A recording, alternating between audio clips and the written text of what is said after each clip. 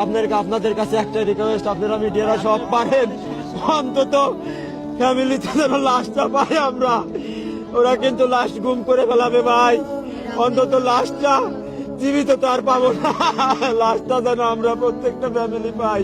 আমাদের কিচ্ছু চাপা নাই, অন্তত লাশটা আপনাদের মাধ্যমে আমাদের লাশটা যেন আমরা প্রত্যেকটা ফ্যামিলি পাই। ওরা যেন লাশ গুলা গুম করতে না পারে।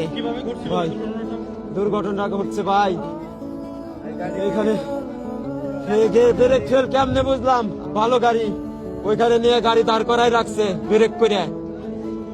যদি বুঝতাম যে গাড়ির সমস্যা ছিল, গাড়ির কোনো সমস্যা নাই, গাড়িটা হালকা একটু ঝাঁকি দিল, ভাবলাম যে গাড়িটা চাবি দিছে যার কারণে একটু ঝাঁকি দিছে। গাড়ি যেভাবে রানিং যেভাবে স্পিডে গাড়ি যায়, সেই স্পিডে গাড়ি যায় পড়বে কিভাবে বুঝবো? এটা গাড়ির কোনো সমস্যা বুঝে ওঠার আগেই 30 সেকেন্ডের ভিতরে যার সাথে গাড়ি পড়ে গেছে ভাই, 30 সেকেন্ডের ভিতরে। বেরোলাম কিভাবে কেমনে বলবো ভাই, উপর আল্লাহ জানে ভাই। আমার গাড়িতে 40 জনের উপরে যাত্রী ছিল, আমার ওয়াইফ ছিল, 6 বছরের বাচ্চা, আর আমার খালা শাশুড়ি, আমার স্ত্রীটা 6 মাসের অন্তঃসত্ত্বা, আমার স্ত্রী, সবাই ডুবে গেছে।